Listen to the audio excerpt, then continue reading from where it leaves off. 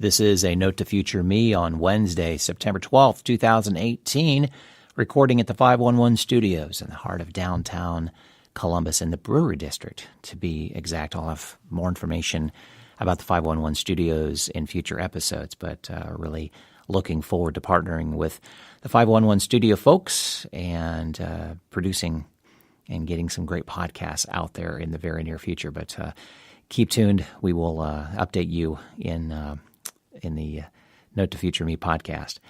This one, I'm going to focus on something that I think podcasters really need to consider doing, and that is in the radio world called air checking, doing an air check session.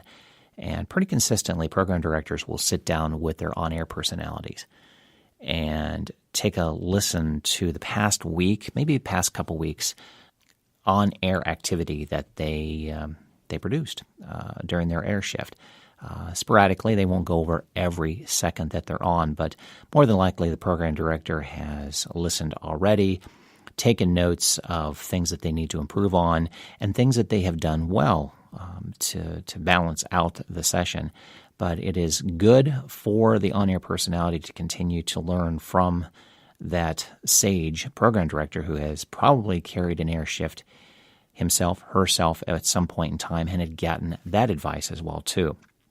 Podcasters need to start doing this as well. And with Circle 270 Media Podcast Consultants, we are offering that opportunity with the podcasters that we are working with in regards to a content consultant. Choose your words carefully. I mean, what you say and how you say it means everything. And this came to light a couple of weeks ago when I was listening to a podcast that the guests on this podcast represent a company that connect podcasts to guests and vice versa. So if you want to be a guest on a podcast, you contact them.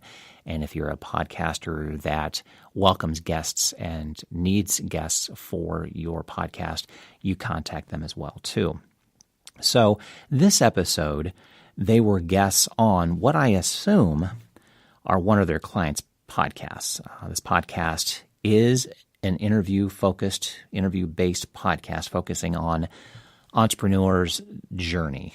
So the journey that these guests have gone through and are still going through, but that's the main focus of this. It's an entrepreneur journey.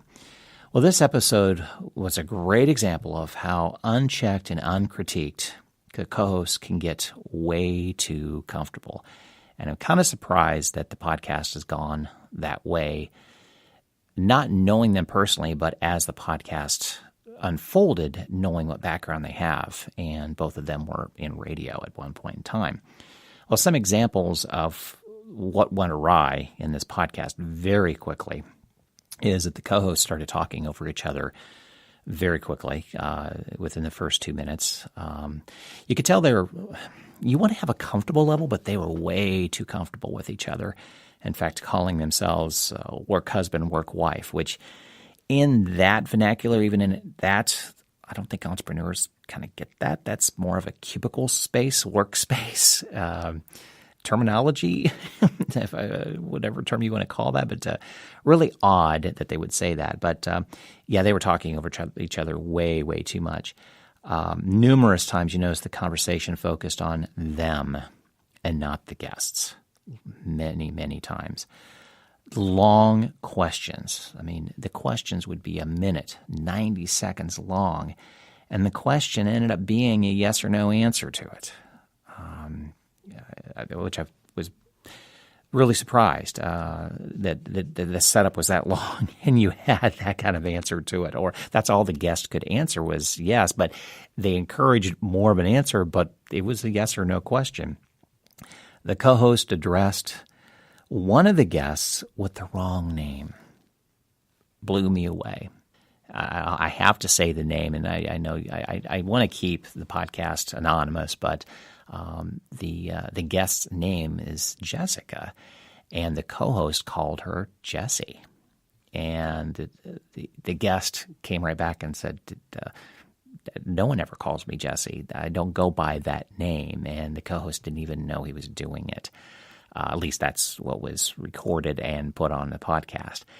And then finally, the other co-host. Now the co-hosts are male, female. So the female co-host cross-promoted the podcast of the guests. She was a guest on their podcast at one point in time. So she was attempting to cross-promote her guest appearance on their podcast, and she couldn't even say the name of it. She got it wrong 3 times. Again, great examples of why to have someone critique your podcast. And to top all of this off, at the very end, they were starting to promote, help us celebrate our 100th episode. And my jaw dropped when I heard that they were actually looking at 100 episodes. So as you progress through your podcast journey, if you're not working with a consultant, make sure you have a third party that will actually be truthful and make it hurt if it's going to hurt in regards to critiquing your podcast. It's the only way you're going to get better. Don't have somebody critique your podcast that will probably say, hey, it sounds really good. Don't worry about it. Yeah, you're doing great. I love it. You got to have some harsh critiques. And as well as ask that person that's critiquing your podcast to give you the good stuff too. It's not all negative. It can be some really good things coming out of it to continue to do that. Do this. That sounded really good. That's a great transition. Great way to end it. Find somebody in your life that can give you that. If not, find a consultant to do it. It's worth the money, let me tell you, because you don't want to end up with episode 100 and you're coming off not knowing your guest's name and not knowing what podcast that you were just a guest of your guests on your podcast.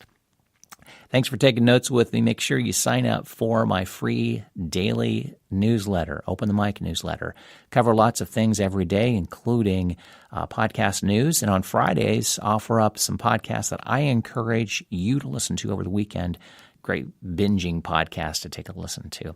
You can sign up for that newsletter at circle270media.com. And again, recording at the 511 studios in the heart of historic Brewery District in downtown Columbus, Ohio.